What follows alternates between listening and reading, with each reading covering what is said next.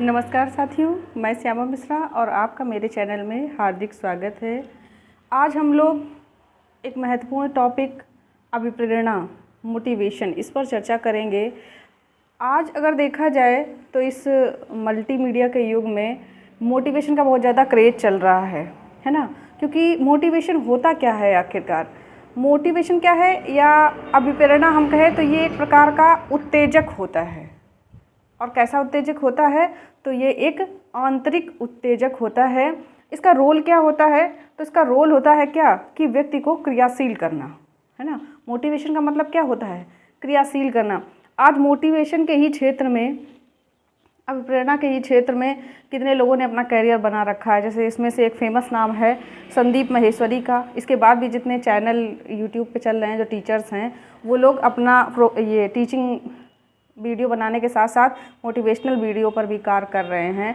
बच्चों को मोटिवेट कर रहे हैं, क्योंकि बच्चे जैसे एग्ज़ाम की स्टडी करते हैं और उसके बाद वो एग्ज़ाम देते हैं, तो एग्ज़ाम में अगर वो सफल नहीं हो पाते हैं या अच्छे अंक नहीं ला पाते हैं, अच्छी उपलब्धि नहीं हासिल कर पाते हैं, तो वो क्या होते हैं, डीमोटिवेट हो जाते हैं, है ना।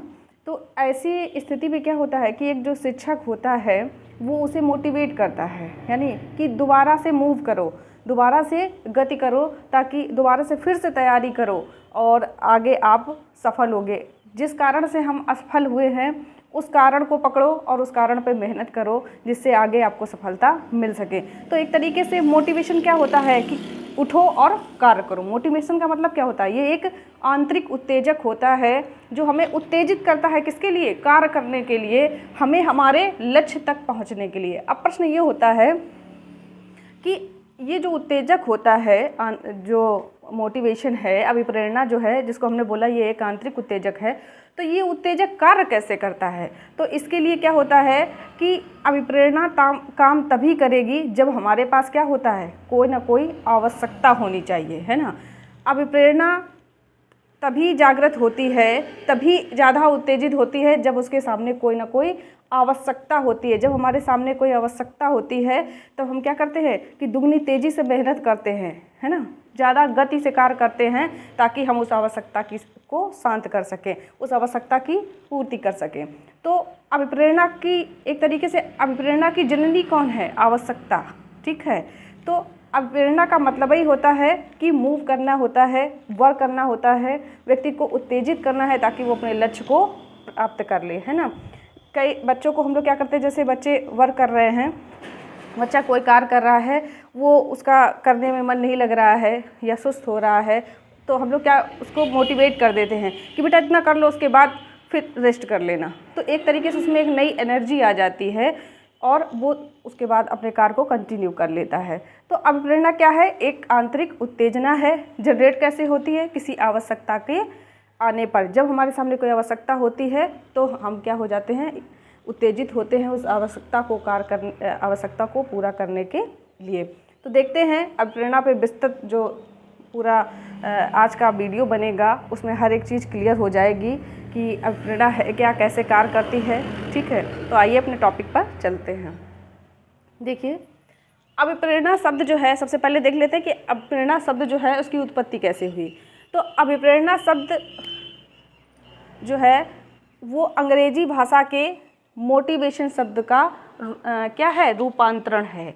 यानी अंग्रेजी में मोटिवेशन और हिंदी उसका रूपांतरण क्या हुआ, अभिप्रेरणा हुआ हिंदी में। तो अभिप्रेरणा शब्द अंग्रेजी भाषा के मोटिवेशन शब्द का रूपांतरण है, ठीक है। उसके बाद अगला देखते हैं इसकी उत्पत्ति कैसे हुई। तो मोटिवेशन शब्द की जो उत्पत्ति हुई है वो लैटिन भाषा के मोटम शब्द से हुई है। किससे हुई है? लैटिन भाषा के मोटम शब्द से हुई है। और मोटम का अर्थ होता है गति करना। क्या होता है? गति करना, ठीक है। टू मूव यानी गति करना होता है मोटम शब्द का अर्थ।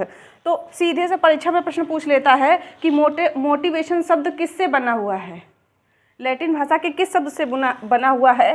तो ये मोटम एक दे देता है, 3 इससे मिलते जुलते शब्द और दे देता है और आपको इसमें कंफर्म करना होता है। तो मोटिवेशन शब्द की जो उत्पत्ति हुई है वो लैटिन भाषा के मोटम शब्द से हुई है। किससे हुई है? मोटम शब्द से हुई, ठीक है। इतना समझ में आ गया। उसके बाद देखो, देख लेते हैं कि अभिप्रेरणा है क्या। तो अभिप्रेरणा एक ऐसा कारक है, मोटिवेशन एक ऐसा कारक है जो हमें आगे बढ़ने के लिए प्रेरित करता है, जो हमें आगे बढ़ने के लिए प्रेरित करता है, जो हमें क्रियाशील करता है, जो हमें उत्तेजित करता है, उसे हम क्या कहते हैं? मोटिवेशन कहते हैं। ठीक है, कि उठो और अपनी आवश्यकता की पूर्ति करो। अगर हमें भूख लगी है तो हमें ये जो अभिप्रेरणा है वो प्रेरित कर रही है कि उठो और भोजन की तलाश करो। हमें प्यास लगी है तो ढूंढो पानी कहाँ रखा हुआ है। हमें जिस भी चीज़ की आवश्यकता है उस आवश्यकता की पूर्ति करने के लिए हमें प्रेरित करती है, और तब तक प्रेरित करती रहती है जब तक उस आवश्यकता की शांति ना हो जाए। ठीक है, तो देखो अभिप्रेरणा को एक आंतरिक उत्तेजना कहा गया। मैंने कहा ये कैसा कारक है? तो आंतरिक कारक है। ठीक है, उसके बाद इसे सीखने की सुनहरी सड़क कहा जाता है। अभिप्रेरणा को सीखने की सुनहरी सड़क कहा जाता है। ठीक है, यानी अभिप्रेरणा ही वो मार्ग है, अभिप्रेरणा ही वो सड़क है जिससे होकर के अधिगम की प्रक्रिया गुजरती है। बिना अभिप्रेरणा के, बिना प्रेरणा के अधिगम नहीं हो सकता। बिना प्रेरणा के हम कुछ भी नया नहीं सीख सकते हैं। तो सीखने की प्रक्रिया में जो एक मुख्य कारक है वो क्या है? अभिप्रेरणा है। ठीक, स्किनर महोदय ने क्या कहा? बड़ा अच्छा ये सीधा प्रश्न पूछ लेता है कि सीखने का सर्वोत्तम राजमार्ग, अभिप्रेरणा को सीखने का सर्वोत्तम राजमार्ग किसने कहा है? तो स्किनर महोदय ने कहा है। किसने कहा है? स्किनर महोदय ने कहा है कि अभिप्रेरणा सीखने का सर्वोत्तम राजमार्ग है।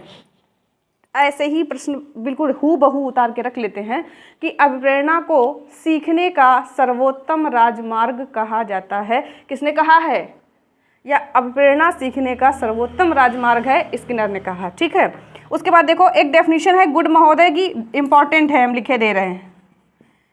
परिभाषाएं बहुत हैं लेकिन सबसे इम्पॉर्टेंट परिभाषा जो है वो किसकी है? गुड महोदय की है। ये कई बार परीक्षाओं में पूछी जा चुकी है, टेट में, सीटेट में पूछी जा चुकी है।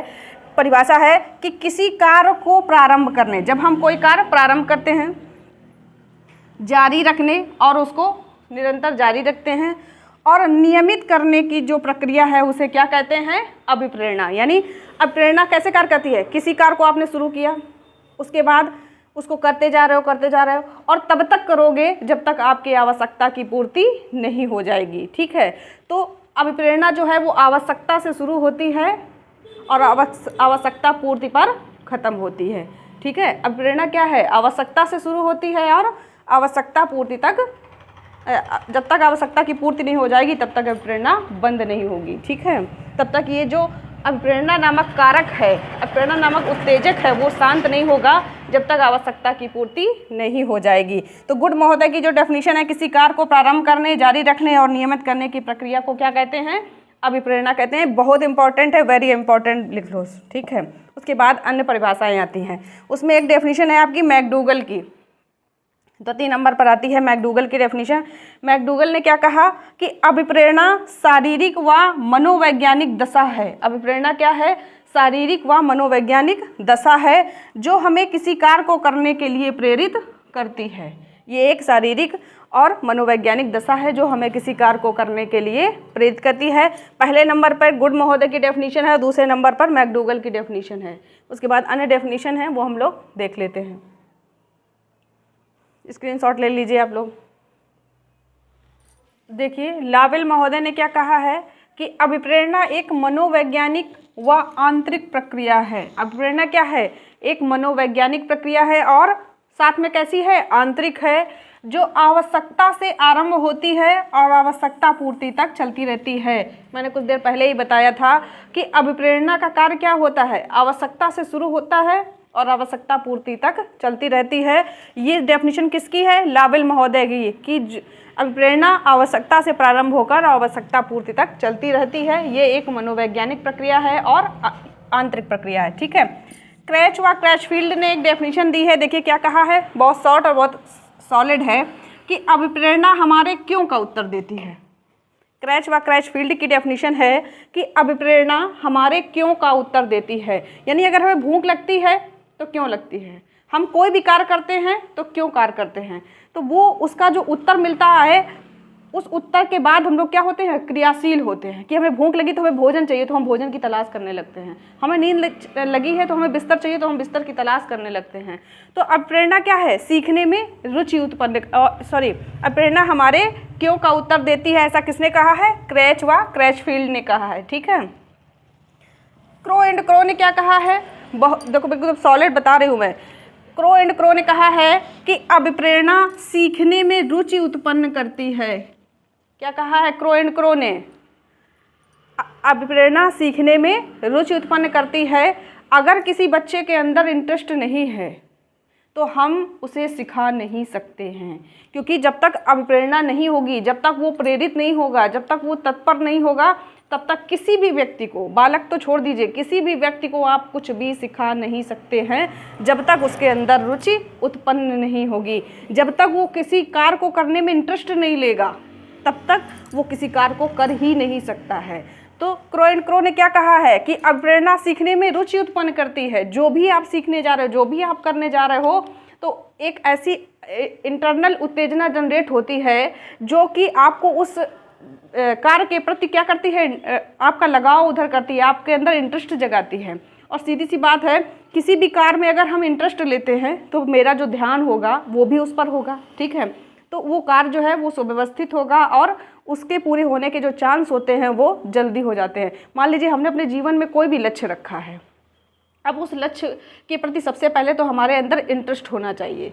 ठीक है, इंटरेस्ट होना चाहिए, उसके बाद हम उसमें अपना पूरा 100% दें, उस कार्य को तब तक करते रहें जब तक उस कार्य को हम पूरा ना कर लें। ठीक है, देखिए अब हम लोग देखते हैं कि अभिप्रेरणा की प्रकृति कैसी होती है। भाई हर व्यक्ति की प्रकृति होती है, हर वस्तु की प्रकृति होती है, कौन कठोर है, कौन कोमल है, कौन कैसा है। ठीक है, तो ऐसे अभिप्रेरणा की भी प्रकृति है, प्रकृति कहें या विशेषताएं कहें, दोनों में आ जाएगा।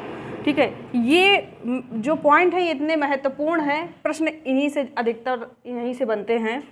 जैसे पहला पॉइंट देख लेते हैं कि यह एक आंतरिक प्रक्रिया है। प्रश्न कैसे पूछेगा कि अभिप्रेरणा की प्रकृति कैसी है, आंतरिक है या बाह्य है, सीधा सा प्रश्न पूछ लेगा, आंतरिक है या बाह्य है। तो कैसे है, इसकी प्रकृति कैसी है, आंतरिक है।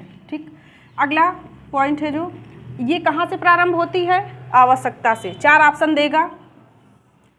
देगा कि अभिप्रेरणा कहाँ से प्रारंभ होती है, आवश्यकता और 3 और दे देगा। इनमें से अभिप्रेरणा कहाँ से प्रारंभ होती है, तो आवश्यकता से प्रारंभ होती है, दूसरा पॉइंट। तीसरा देखिए कि ये कैसी प्रक्रिया है, मनोवैज्ञानिक प्रक्रिया है, शारीरिक प्रक्रिया है, मनोवैज्ञानिक है, सामाजिक है, कैसी प्रक्रिया है, तो यह एक मनोवैज्ञानिक प्रक्रिया है। कैसी है, मनोवैज्ञानिक है। 4 ऑप्शन दे देगा, उसमें मनोवैज्ञानिक भी लिखा होगा। ठीक, उसके बाद मनोवैज्ञानिक प्रक्रिया है, साथ में कैसी है, भावात्मक है। कैसी है, भावात्मक है। ठीक है, 3 पक्ष होते हैं सीखने के, ज्ञानात्मक, भावात्मक और क्रियात्मक। सीखने के 3 पक्ष होते हैं। देखो, सीखने के 3 पक्ष होते हैं। पहला क्या होता है, ज्ञानात्मक, दूसरा भावात्मक और तीसरा क्रियात्मक। ठीक है, तो ये कैसी प्रक्रिया है, भावात्मक प्रक्रिया है। इमोशन ही तो होते हैं इसमें, इमोशन ही तो होते हैं। इमोशनली ही हम लोग किसी व्यक्ति को इतना उत्तेजित कर देते हैं, उसके अंदर इतनी प्रेरणा भर देते हैं कि वो उस कार्य को करने के लिए अग्रसित हो जाता है, उस कार्य को करने के लिए प्रेरित हो जाता है। ठीक है, किसी का मन नहीं भी है तो भी हम क्या कहते हैं, बाह्य प्रेरणा के द्वारा कि हाँ तुम इस कार्य को अच्छा कर लोगे, तुम इस कार्य को कर सकते हो, तुम्हारे अंदर ये योग्यता है, वो उस व्यक्ति में एक नई ऊर्जा जनरेट हो जाती है जिससे वो उस कार्य को, अगर उसका नहीं भी मूड था तो भी हम लोगों ने उसको बाह्य प्रेरणा के बाहरी मोटिवेशन के दम पर उसको उस कार्य को करने के लिए प्रेरित कर दिया और वो उस कार्य को करने लगा। ठीक है, तो ये कैसी प्रक्रिया है, भावात्मक प्रक्रिया है। ठीक है, इस पर भी प्रश्न आ जाता है, भावात्मक दे देंगे, 3 विकल्प और दे देंगे कि ये एक कैसी, ज्ञानात्मक है, भावात्मक है, क्रियात्मक है या अभिप्रेरणात्मक है, कैसी भी एक और दे देंगे ऑप्शन, उसमें पूछ लेंगे ये कैसी प्रक्रिया है, तो ये कैसी है, भावात्मक है। ठीक है, मनोवैज्ञानिक है और भावात्मक है।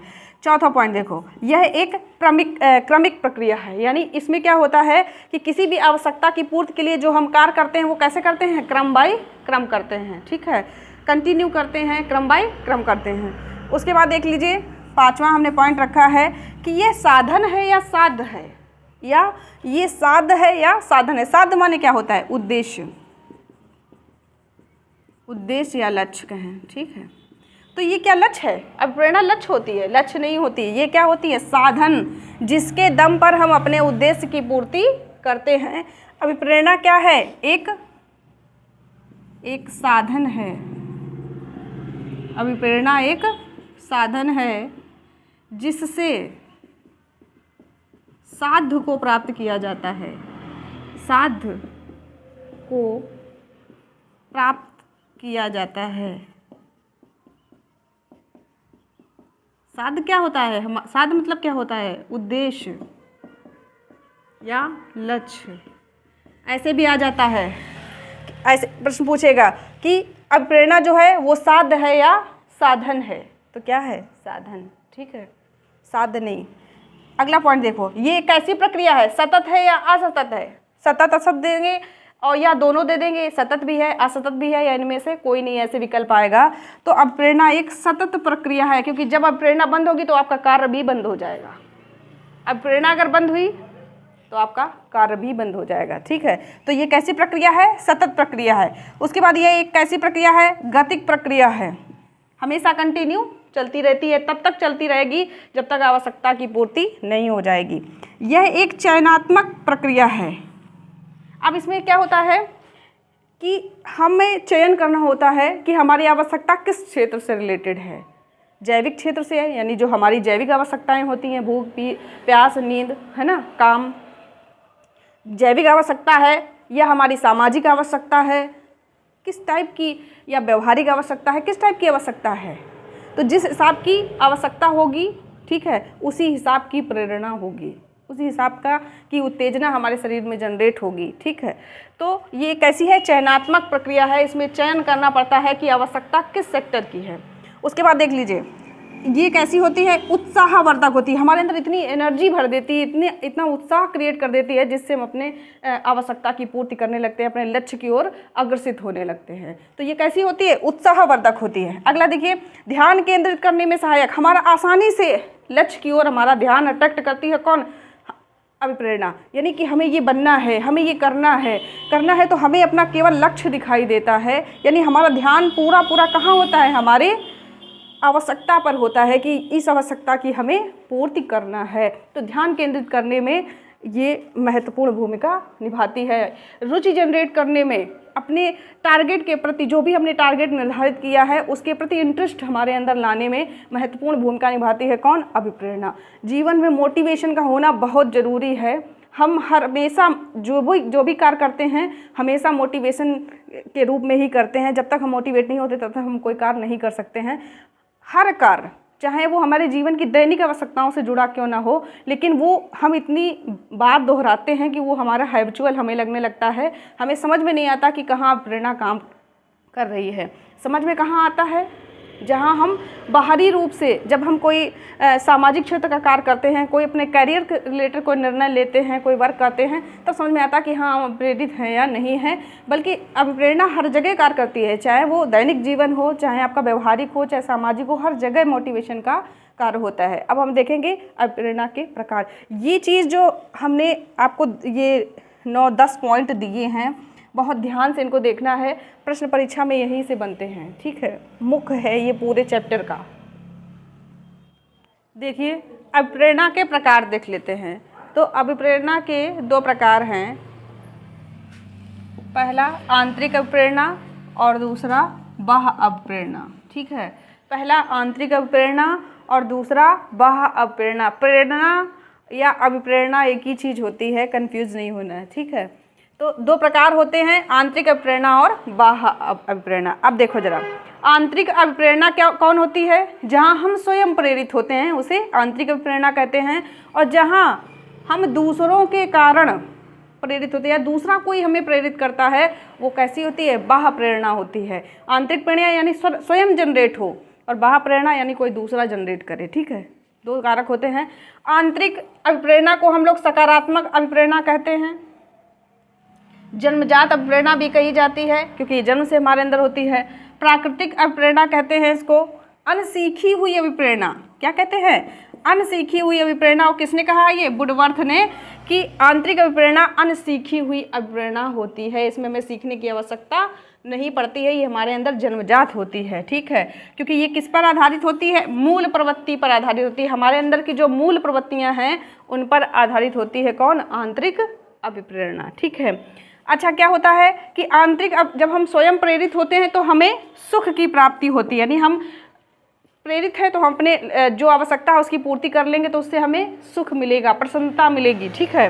आनंद की अनुभूति होती है, सफलता मिलती है, हम अपने जीवन में टारगेटों को जो भी अपना लक्ष्य निर्धारित करते हैं, जो भी टारगेट निर्धारित करते हैं उनकी पूर्ति कर लेते हैं अगर हम अभिप्रेरित होते हैं तो। और आंतरिक अभिप्रेरित होते हैं तो उस टारगेट को पूरा करने के बाद हमें बहुत खुशी होती है कि ये काम मैंने कर लिया, देखो मेरे अंदर इतनी क्षमता है, मेरे अंदर इतनी योग्यता है कि मैंने अपने टारगेट को अचीव कर लिया, ठीक है। सफलता, उपलब्धियां हासिल करते हैं हम लोग जब हम अंदर से यानी आंतरिक रूप से स्वयं अप्रेरित होते हैं तो जीवन में उपलब्धियों को हासिल कर पाते हैं, ठीक है। इन सब की प्राप्ति होती है। और सबसे बड़ी बात है कि हम अपने जीवन में जो भी टारगेट अचीव करते हैं, जो भी उपलब्धियां हासिल करते हैं, अगर हम आंतरिक प्रेरित होकर करते हैं, स्वयं प्रेरित होकर करते हैं तो उन टारगेट को प्राप्त करने के बाद हमें बेहद खुशी होती है, जो हमारे लिए एक सकारात्मक ऊर्जा का कार्य करती है दोबारा एक नया टारगेट अचीव करने के लिए।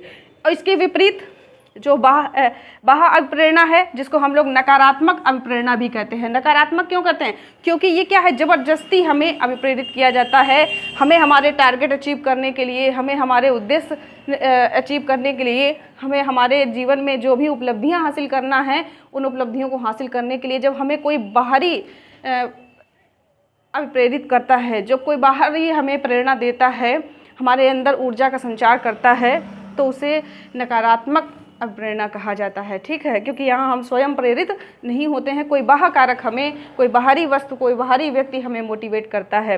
तो इसमें कौन कौन सी चीज़ें ऐसी हैं जो अभिप्रेरणा का काम करती है, जैसे प्रशंसा, हमारे पेरेंट्स हैं, हमारे टीचर हैं, ठीक है, हम हमारे दोस्त हैं, समाज के जो हमारे रिश्तेदार हैं, हमारे व्यवहारी हमें मोटिवेट करते हैं, यार तुम ये कार्य कर लोगे, तुम करो, तुम्हारे अंदर ये योग्यता है, तो वो हमें मोटिवेट करते हैं, तब हम अपने टारगेट की ओर चलते हैं, ठीक है।